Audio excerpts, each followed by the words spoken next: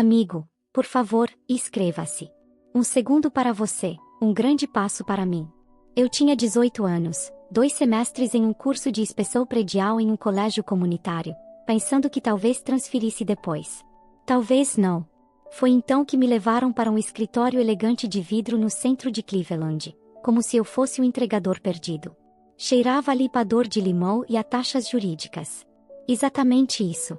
Meu velho, Russell, já estava lá, batucando na mesa com 2 dedos, como se tivesse algo melhor para fazer. Nem recebi um olá de verdade, apenas um aceno da minha mãe, Elaine, como se estivesse se preparando para um acidente de carro, e um sorriso da minha prima Verônica que parecia tão acolhedor quanto uma sala de espera de dentista. Empurraram uma pasta na minha frente, daquelas com abas coloridas, como se estivessem me entregando um cardápio de jantar. O espólio da vovó Mai. Era sobre isso. Ela havia falecido 6 semanas antes.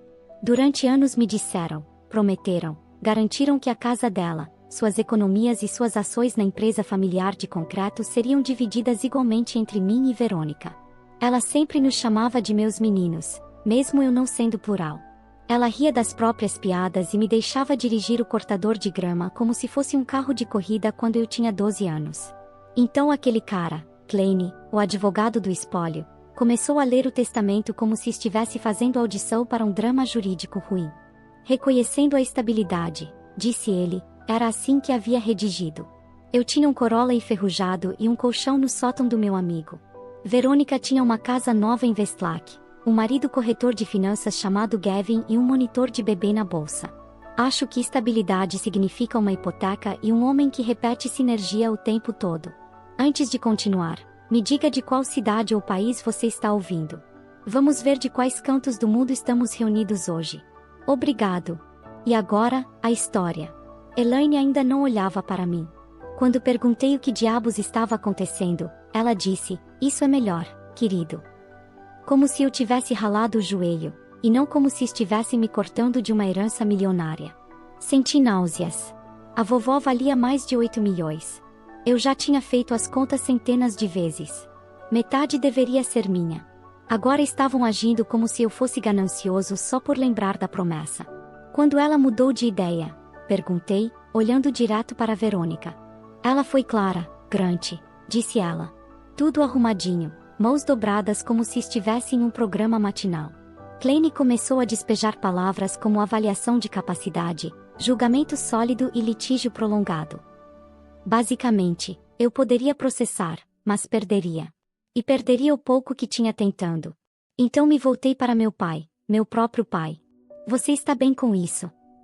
Ele disse, você é jovem demais para carregar esse tipo de peso. Não quero enterrar meu filho por causa de uma decisão ruim. Aquilo doeu, especialmente porque ele já havia gasto meu pequeno fundo universitário um ano antes para comprar uma escavadeira nova para a empresa. Ninguém mencionou isso. Gavin não disse muito, apenas ficou lá com uma camisa sob medida que provavelmente custava mais do que meu seguro do carro no ano. Cheirava a loja de departamento cara e continuava com um sorrisinho como se tudo aquilo fosse entretenimento. Eu não queria assinar. Hesitei e foi então que Kleine deslizou uma segunda pasta. O tom mudou. Esta lembrava que o Corolla que eu dirigia estava tecnicamente registrado no nome do meu pai. A conta de educação que a vovó havia criado?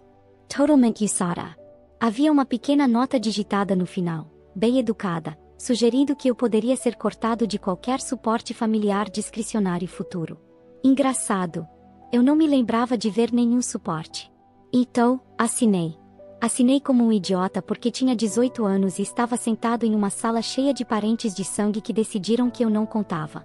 Saí daquele prédio com o mesmo celular rachado, 2 camisetas na mochila e uma raiva que se instalou no meu peito como mofo atrás de uma parede de gesso. E desde então, não consigo sentir o cheiro de limpador de limão sem cerrar o punho.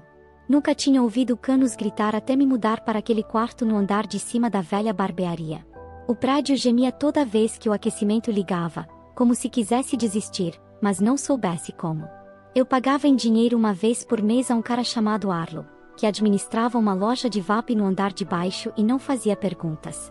O carpete cheirava a meias molhadas e colônia véia, e eu tinha que dormir na diagonal para evitar o afundamento no chão, mas tinha uma tranca e um teto. E depois do depósito de armazenamento, Aquilo parecia uma promoção. Trent me buscava na maioria das manhãs em uma Silverado velha, sem aquecimento e com o rádio preso em um programa esportivo.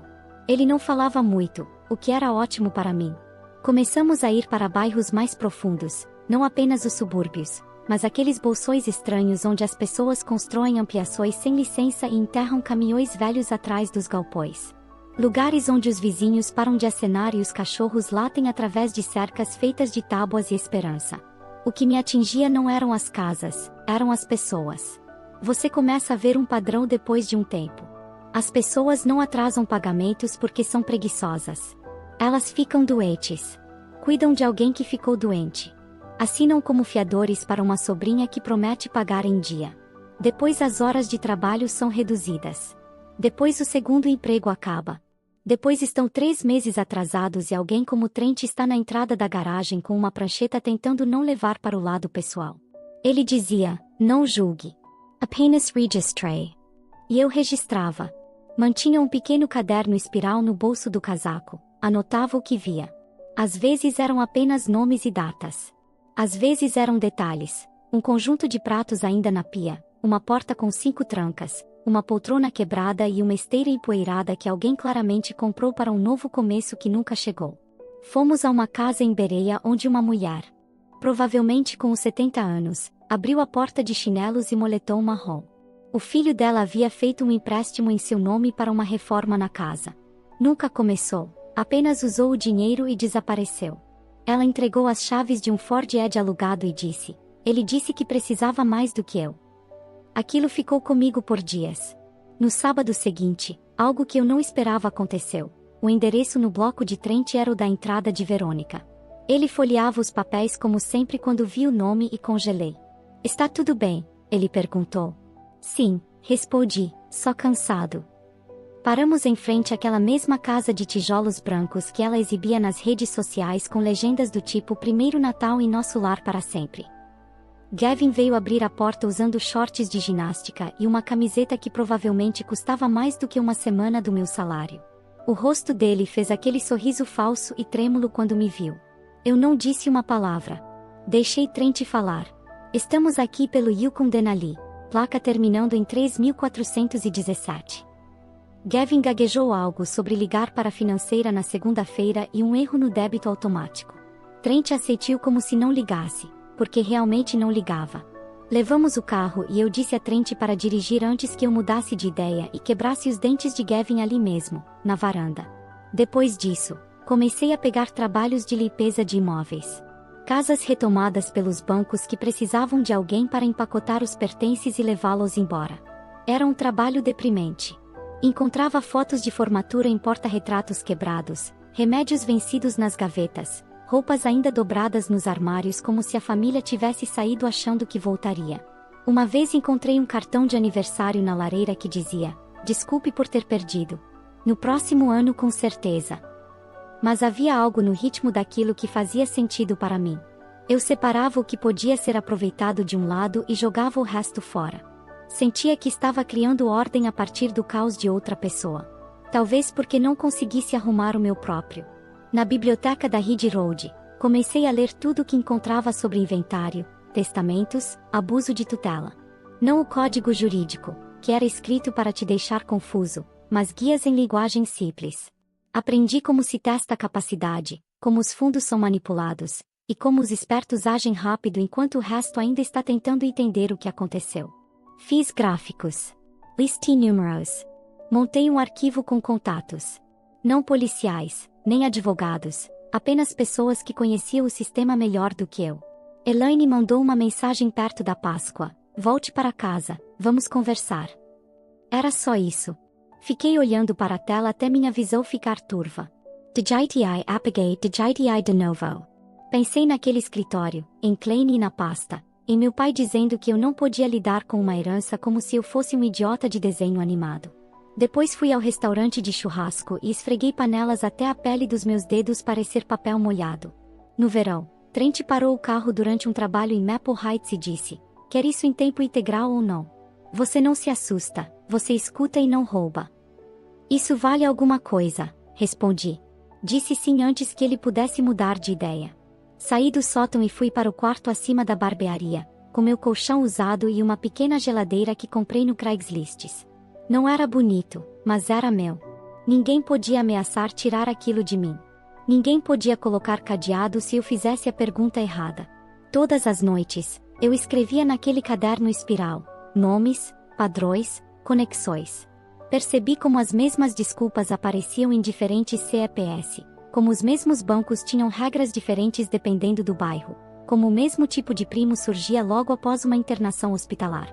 Não era ciência, mas era suficiente para aprender algo real. Na noite em que vi um homem chorando do lado de fora de uma casa que estávamos retomando, não me senti anestesiado. Me senti pronto para parar de ser aquele que era pego de surpresa. Pronto para ver, nomear, registrar, e um dia fazer algo a respeito. Eu não sabia naquela época, mas não estava coletando dados. Estava juntando lenha. E só esperava que alguém me entregasse o fósforo. Não sabia o que esperar quando Rosa ligou para o escritório e pediu para falar com Trent, mas com certeza não esperava ouvir meu nome saindo da boca de uma estranha como se tivéssemos história. Trent me passou o telefone com uma sobrancelha levantada e disse: "Ela pediu por você." A voz de Rosa era calma e treinada. Disse que antes era enfermeira em tempo integral e agora trabalhava meio período em um lar de idosos em Seven Hills.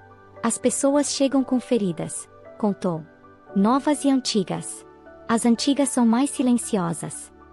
Disse que me reconheceria por uma foto. Eu estava sorrindo, sentado com minha avó em um cais. Disse que o porta-retratos apareceu em uma caixa de doações, provavelmente da Casa do Lago. Montemos algumas fotos para deixar os quartos mais acolhedores, disse ela. Mas eu sabia que era você. Não falei muito. Apenas ouvi. Então ela disse que tinha algo meu.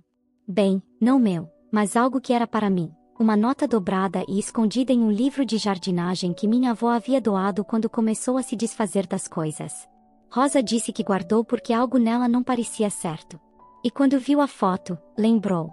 Nos encontramos em uma lanchonete na State Road, daquelas com estofados vermelhos que grudam na calça e garçonetes que chamam todo mundo de querido. Tenha você 18 ou 80 anos.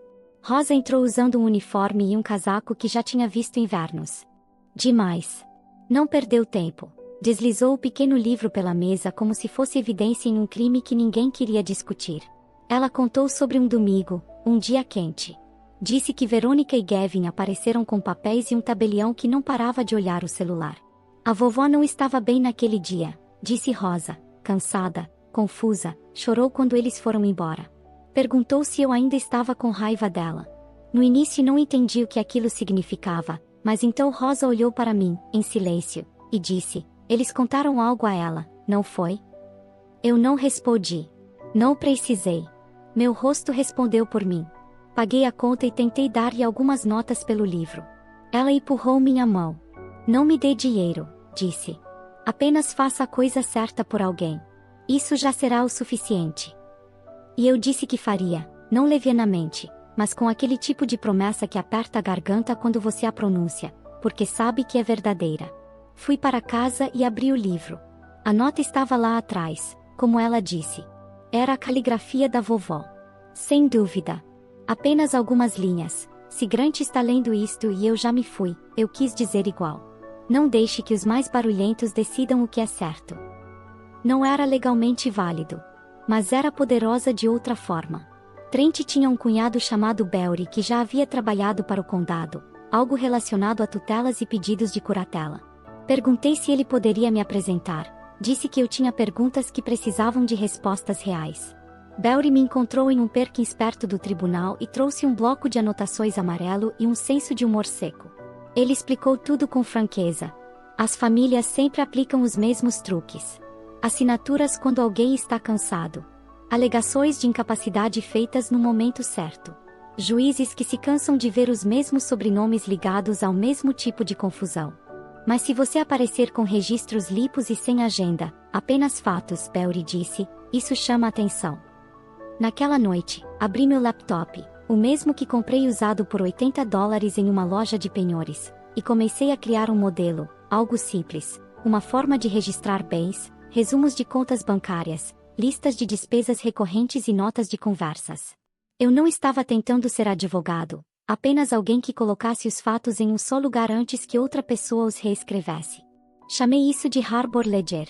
Mandei imprimir cartões de visita em uma gráfica 24 horas e comecei a distribuí-los um a um em igrejas, supermercados e salas de espera, para clientes que conheci durante os serviços de retomada e que pareciam estar se afogando em problemas familiares. A primeira ligação veio de uma mulher cujo pai havia sido enganado pelo próprio sobrinho a refinanciar a casa 2 vezes. Ela não confiava em ninguém da família e perguntou se eu poderia apenas revisar alguns documentos. You revise I. Sinalizamos irregularidades, documentamos bens e a ajudamos a contratar um advogado que ela encontrou online. Ela me pagou $200 em um envelope e disse que eu tinha os olhos de quem já passou por isso. Depois disso, comecei a receber indicações de maneiras inesperadas, através de um boletim de igreja, de um cara da Liga de Boliche do Trent, até de um voluntário de um centro de veteranos que entregou meu cartão a uma viúva com medo de que o neto estivesse roubando seus cheques.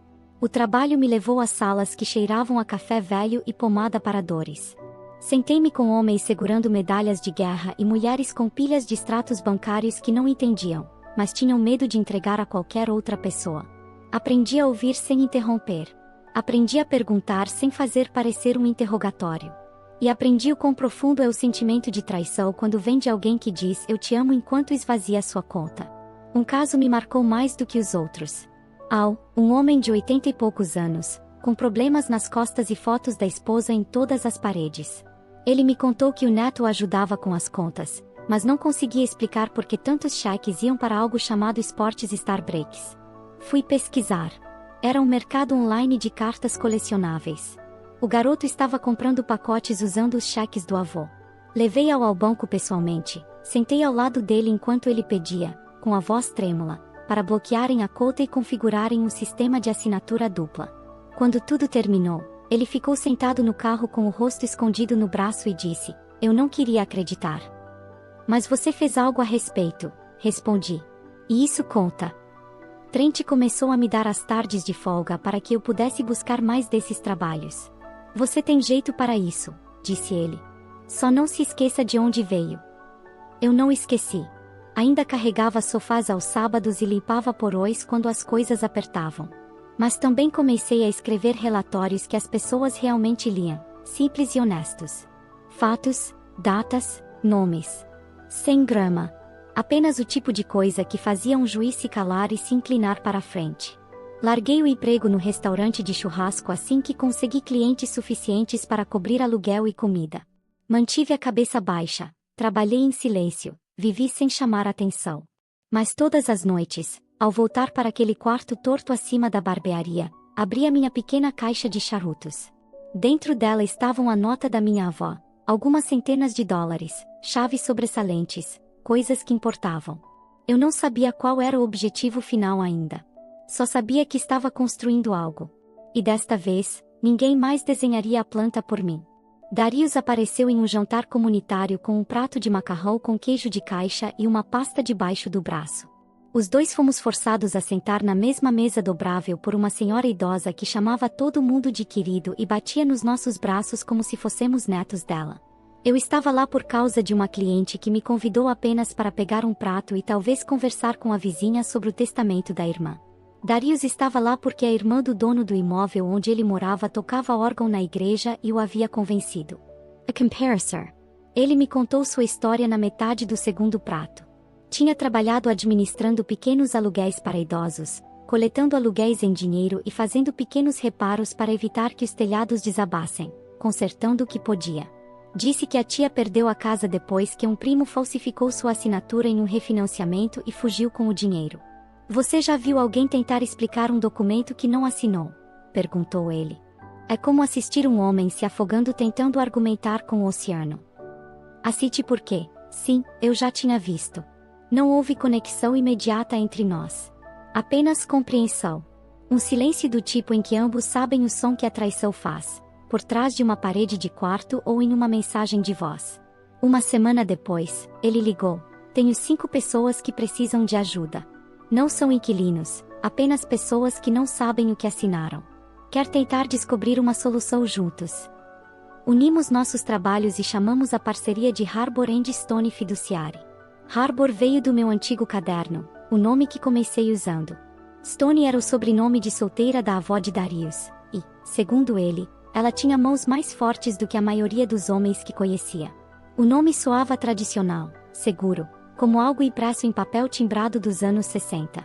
Alugamos uma sala no segundo andar acima de um brechó na Lorraine Avenue. O elevador estava quebrado, as escadas rangiam e a única vista era um estacionamento onde caminhoneiros almoçavam em potes de plástico. Mas era nosso. Tínhamos uma mesa, uma impressora, uma cafeteira que só funcionava se fosse batida e pastas, muitas pastas. Não éramos advogados e nunca fingimos ser. Não redigíamos testamentos, não argumentávamos casos, não aceitávamos honorários adiantado. O que fazíamos era aparecer com pranchetas e linguagem simples. Fazíamos inventários organizados, tirávamos fotos dos bens, sentávamos com as pessoas e as guiávamos na configuração de pagamentos automáticos, organização de documentos e como revogar uma procuração caso ela caísse nas mãos erradas. A maioria das pessoas nem sabia que isso era possível. Mantínhamos os documentos originais com o cliente ou com alguém de confiança.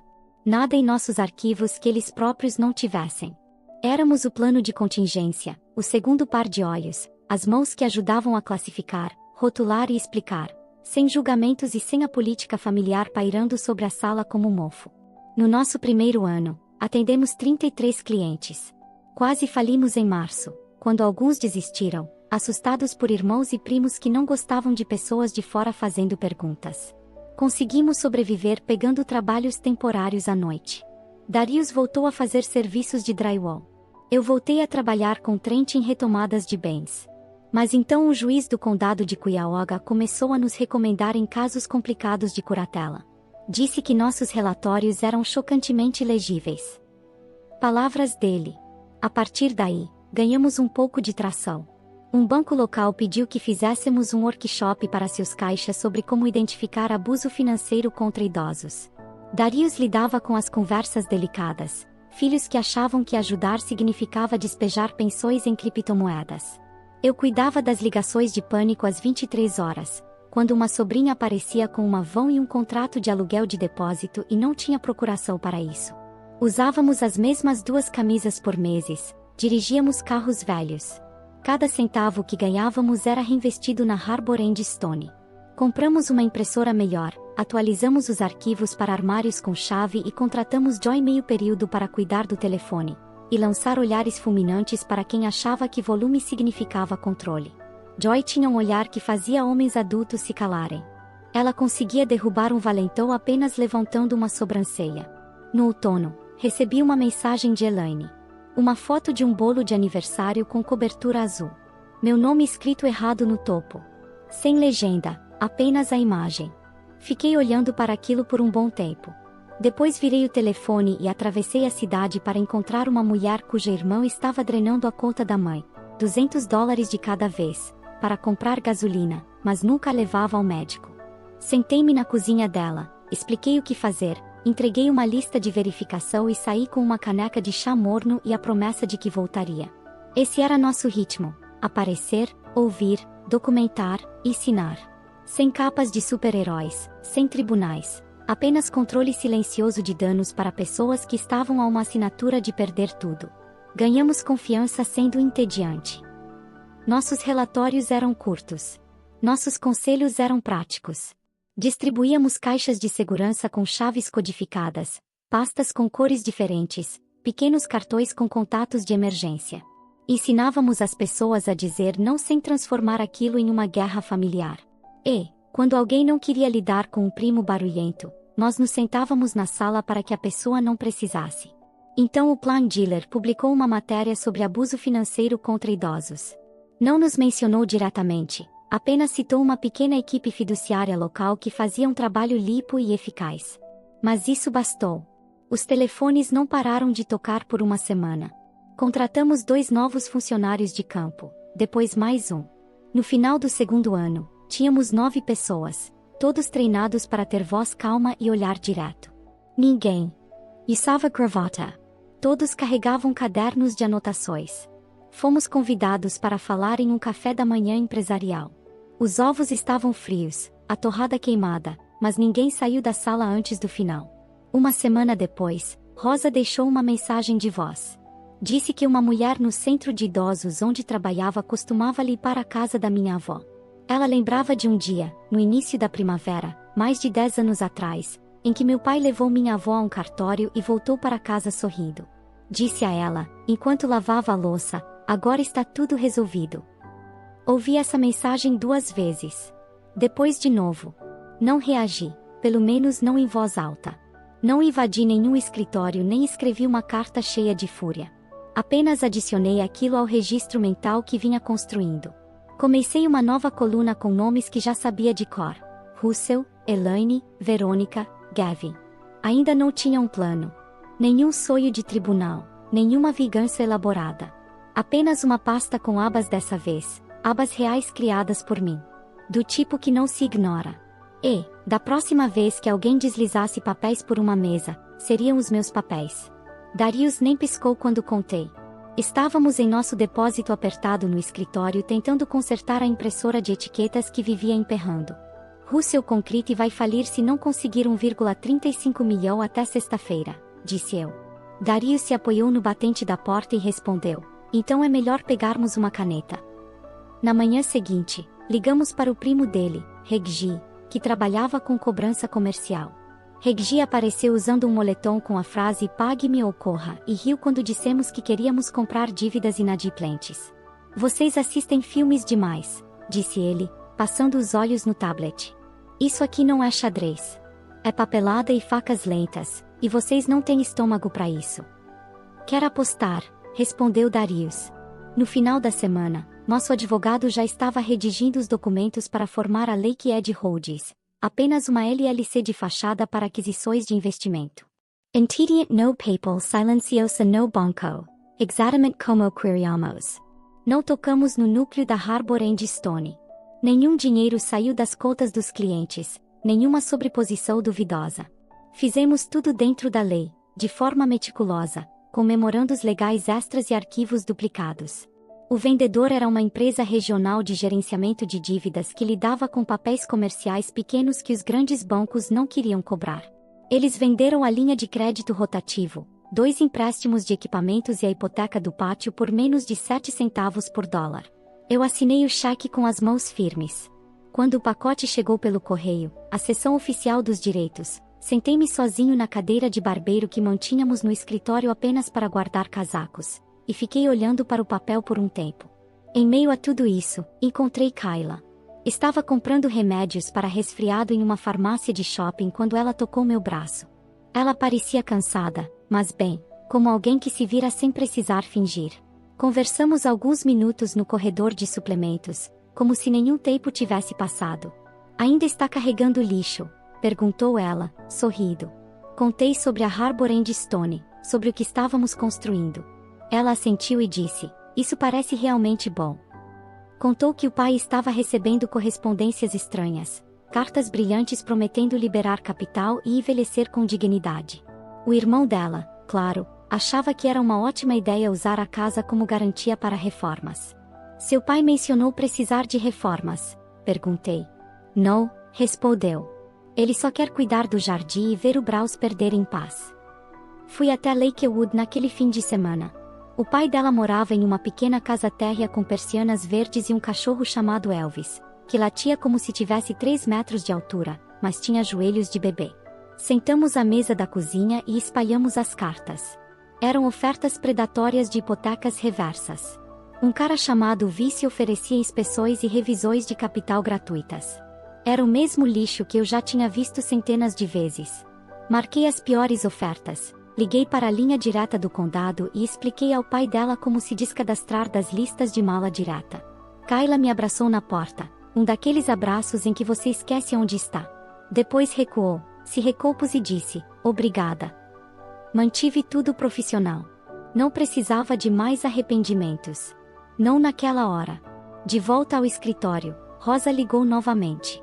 Ela tinha conversado com um dos entregadores de tanques de oxigênio do asilo, Frank, que se lembrava de ter visto minha avó chorando um dia depois de uma visita de Verônica.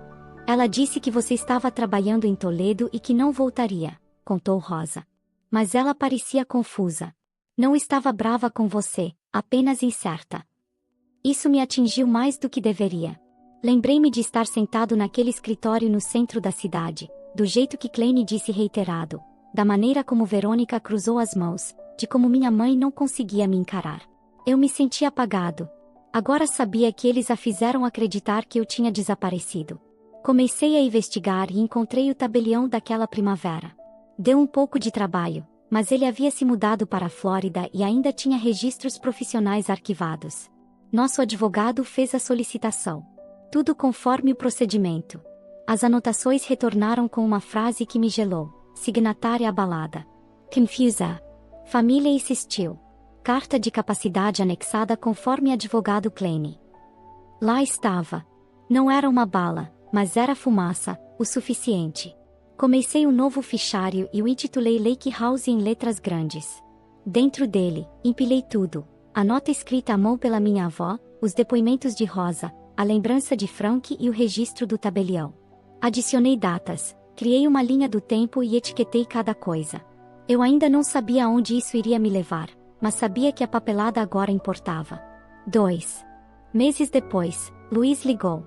Você não ouviu isso de mim, disse ele, mas sua família precisa de 1,35 milhão até sexta-feira ou perderá os caminhões, o pátio e o escritório com aquele vaso falso no canto.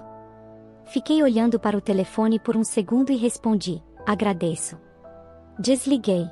Olhei para a parede onde mantínhamos nossos mapas de campo. Semanas antes, eu havia escrito Russell Yard a lápis, só para ver como soava.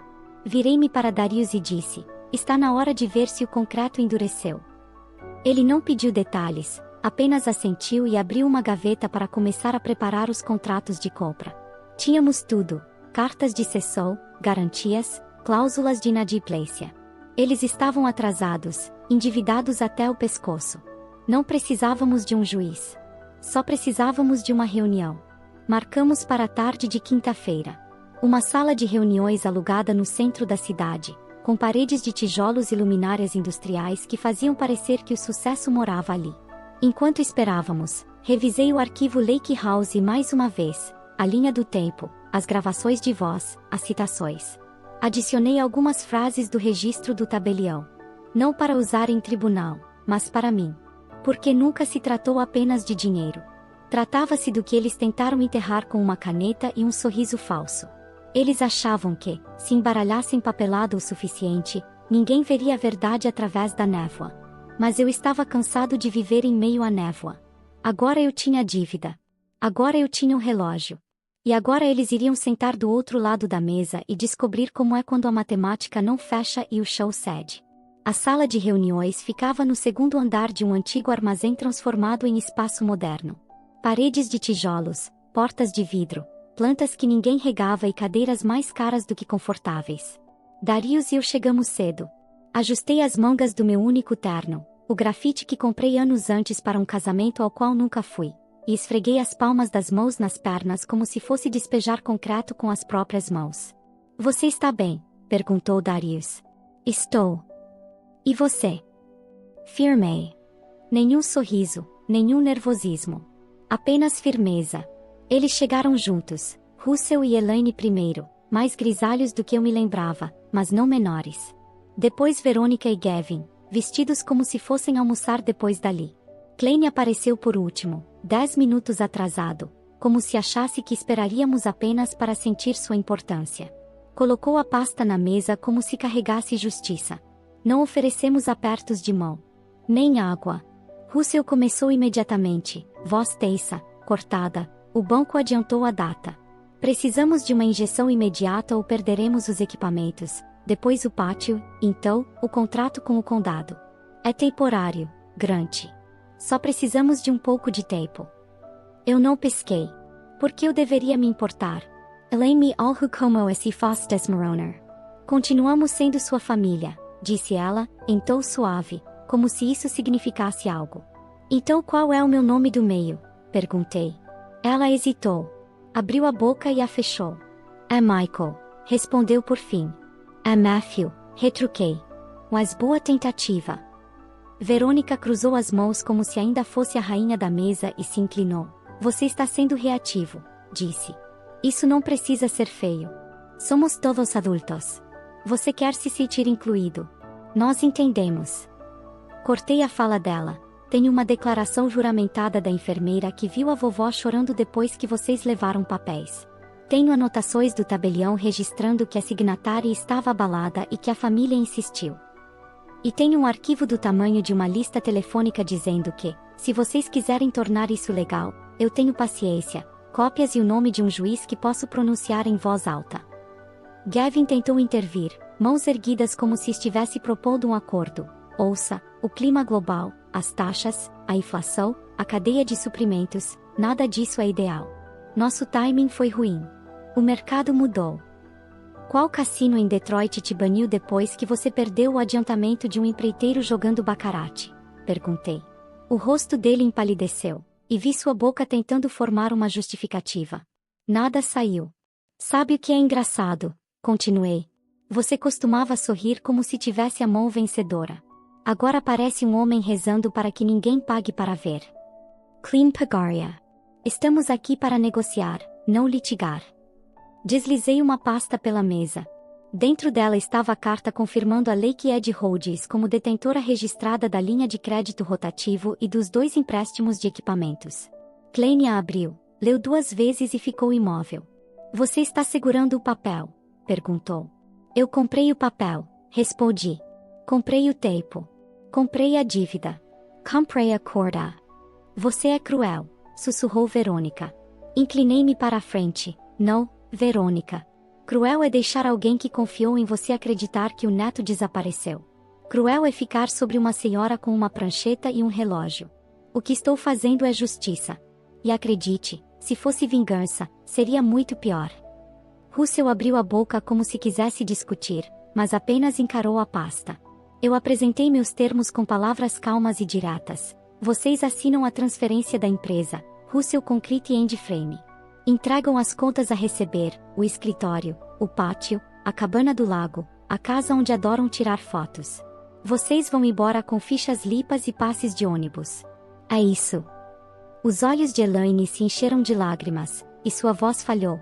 Por favor, não faça isso, querido. Olhei diretamente para ela. Você já fez. Houve um silêncio então, longo, pesado. Do tipo em que se pode ouvir o zumbido do ar-condicionado e o som de uma unha arranhando a mesa. Klein começou a dizer, precisamos de tempo para não, interrompi. Vocês tiveram tempo. Eu comprei esse. Tempo. Literalmente. Agora tem meia hora antes de o banco fechar. Depois disso, executo as dívidas e aciono as garantias. E então vocês vão ter que explicar aos trabalhadores por que os portões estão trancados. Gavin esfregou as têmporas. Verônica sussurrou algo no ouvido dele, e ele balançou a cabeça. Elaine cobriu o rosto com as mãos. Russell parecia um homem tentando lembrar exatamente quando perdeu o controle. Darius se levantou e abriu a porta. Nossa tabeliã entrou, uma mulher mais velha, de suéter macio e olhar severo, como uma bibliotecária que não aceita desculpas. Ela tirou a prancheta, conferiu o documento de identidade e esperou. Russell foi o primeiro a assinar. Depois Elaine, com a mão trêmula. Verônica assinou rapidamente, como se quisesse acabar logo. Gavin hesitou, e sua assinatura tremeu. A caneta arranhou o papel. Observei o rosto dele e me perguntei quantas vezes havia sorrido ao sair impune de algo que outra pessoa construiu. Por um momento, pensei nos trabalhadores, caras como Liao, que despejavam concreto muito antes de eu poder votar. Homens que ligaram suas vidas a uma empresa com família no nome. Tomei uma decisão naquele instante. Eu os protegeria. Eles não foram os que roubaram. Não seriam os que pagariam o preço. Quando tudo terminou, a tabeliã recolheu as páginas, carimbou cada uma e as devolveu em uma pasta organizada. Klein não disse nada. Apenas arrumou a pasta mais devagar que o normal, como se o ar tivesse ficado mais pesado. Levantemo-nos. Olhei ao redor da sala uma última vez. O perfume ainda pairava no ar. Cítrico falso e desespero. Verônica se recusava a me encarar. Gavin tentou, mas eu não deixei. As chaves ficam na mesa, disse eu. Russell enfiou a mão no bolso, hesitou e então colocou o crachá do escritório na mesa como se queimasse. Darius abriu a porta. O elevador ainda está quebrado, disse. As escadas são por ali. Eles saíram mais devagar do que entraram. No reflexo do vidro, vi meu próprio rosto, o maxilar do meu pai, a carranca da minha mãe, mas havia algo mais firme por trás dos olhos. E dessa vez, ninguém podia assinar e tirar isso de mim. Quando as portas do elevador se fecharam atrás deles, eu não me senti um vencedor. Senti-me como um homem que havia limpado a bagunça de outra pessoa com uma pá e luvas que ninguém lhe ofereceu. Russell tentou pegar o crachá do escritório na saída, os dedos se fechando em torno dele como se fosse um souvenir, mas Darius deu um passo à frente. Não disse uma palavra, apenas ficou lá, sólido, imóvel, e Russell o deixou sobre a mesa como se fosse radioativo. Na manhã seguinte, cheguei ao pátio antes que o sol atingisse a cerca de arame. O cascalho ainda estava molhado da chuva da noite e o escritório cheirava a restos de almoço velho. Levei 2 caixas de café e um monte de envelopes com adiantamentos de pagamento.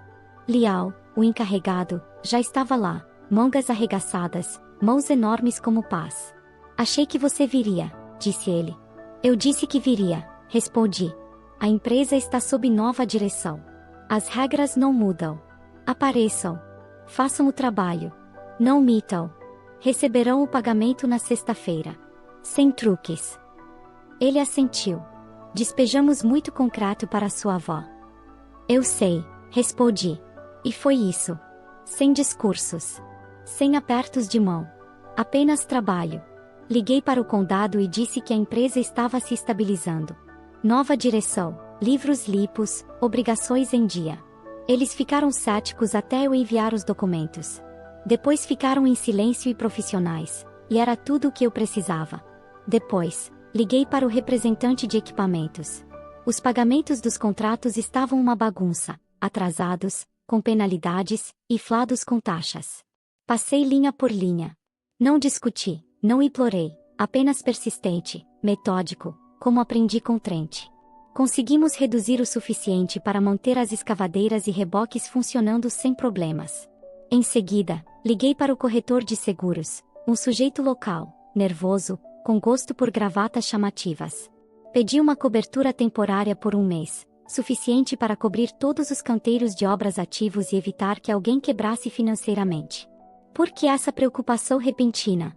Perguntou. Porque eu me importo mais com os caras debaixo das vigas de aço do que com os nomes que costumavam estar na porta, respondi.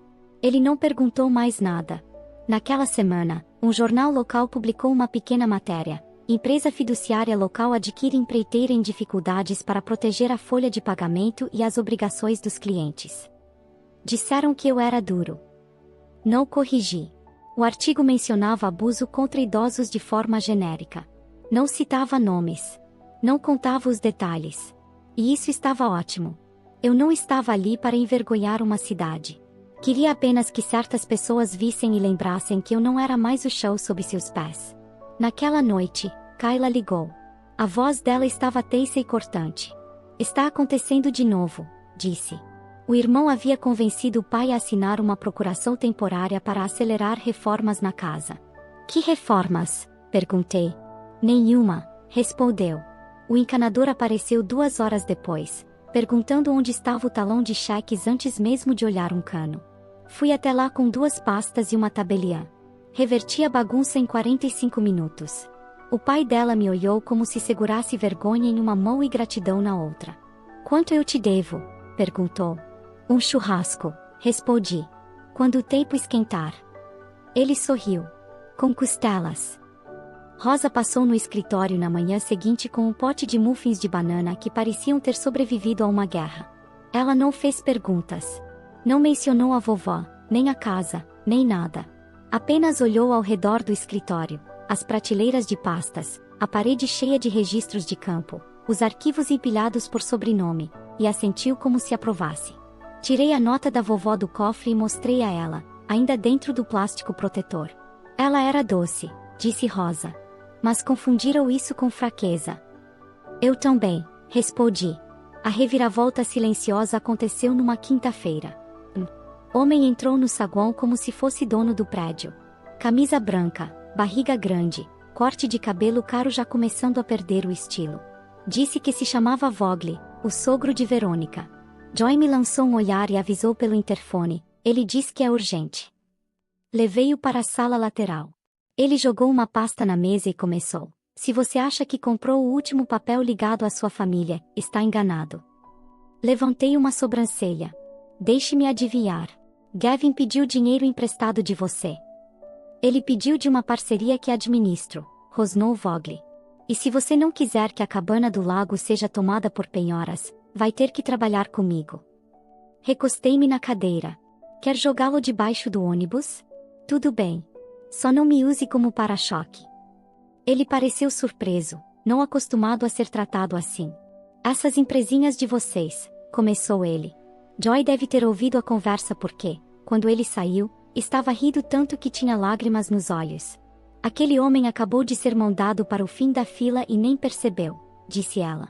No dia seguinte, Klein enviou uma carta cheia de neblina jurídica, insinuando que as assinaturas poderiam ter sido obtidas sob coação e que talvez não resistissem a uma análise mais profunda. Era a típica tentativa de intimidação.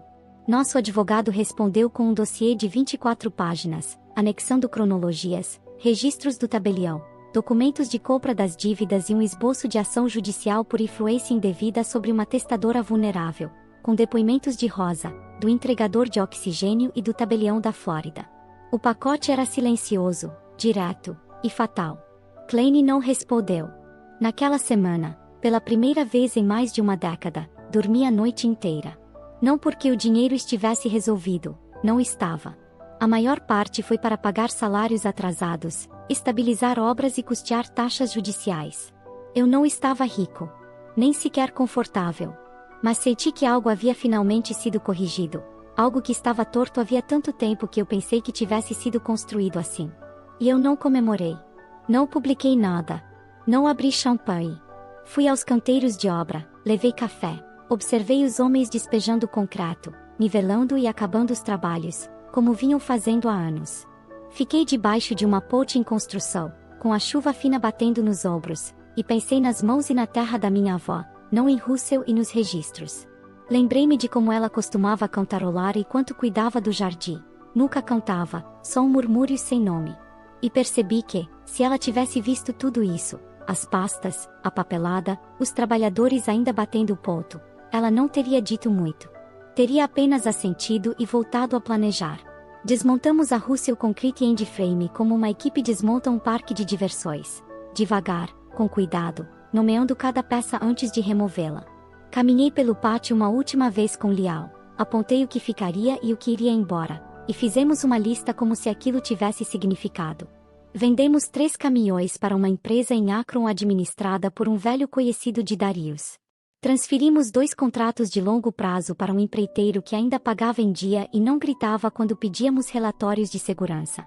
Mantivemos o pátio apenas tempo suficiente para quitar a folha de pagamento e consertar um misturador que não funcionava direito desde o governo Bush. O cara que o consertou estava tentando arrumá-lo havia 20 anos. Disse que era pessoal. O escritório foi vendido para uma dentista. Ela gostou das janelas e disse que não se importava com o piso inclinado. Achava que isso fazia os pacientes se sentarem mais retos. O pátio foi para uma empresa de reciclagem em um leilão. Prometeram manter as pilhas de cascalho e não transformar o terreno em condomínios. Eu não me importava com o que construíssem. Mas o fato de alguém ainda ver utilidade naquilo depois de tudo significava mais do que eu queria admitir. A cabana do lago foi o caso mais complicado. Estava coberta de penhoras, de Vogle, de Gavin, de 2 credores que eu nem sabia que existiam, e cheirava a mofo e podridão. Mas depois de navegar por toda a burocracia, entregamos o imóvel a uma ONG que oferece moradia temporária para homens sem lugar para ir, homens como Al, que haviam sido saqueados por suas próprias famílias e deixados apenas com as meias nos pés em casas que haviam pago.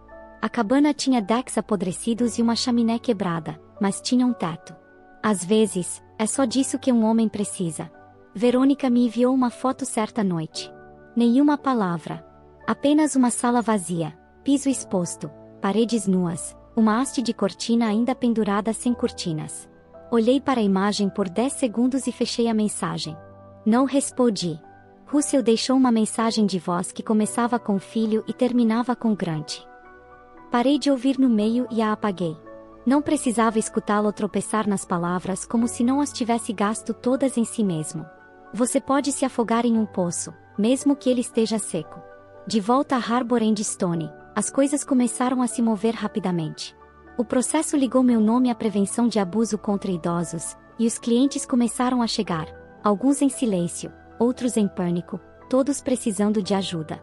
Contratamos 3 novos funcionários de campo e trouxemos um banqueiro aposentado chamado Fred, que conseguia detectar um mau empréstimo através de uma parede. O escritório se encheu de garrafas térmicas, nada de garrafas de água com sabor. A impressora quebrava a cada 2 semanas, e Joy dizia que gostava disso porque lhe dava mais oportunidades de encarar tolos. Certa tarde, passei em frente à antiga casa da vovó Mai. A casa tinha sido vendida, reformada, revendida. Mas o quintal ainda estava limpo, grama bem cortada, com um brinquedo infantil de plástico e um cachorro branco preso a um poste. Estacionei do outro lado da rua e esperei até que a família saísse. Depois caminhei até a borda do quintal, perto do arbusto de lilás que ela costumava podar com uma tesoura de jardinagem mais velha que eu.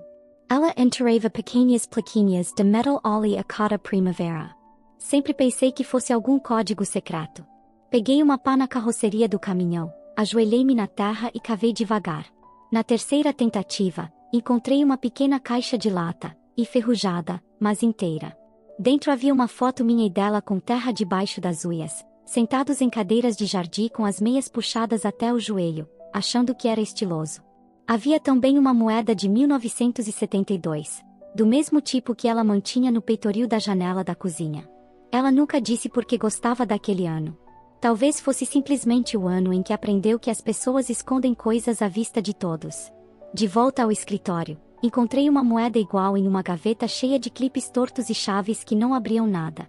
Escrevi um verdadeiro bilhete de agradecimento para Rosa, não uma mensagem, não um recado de voz.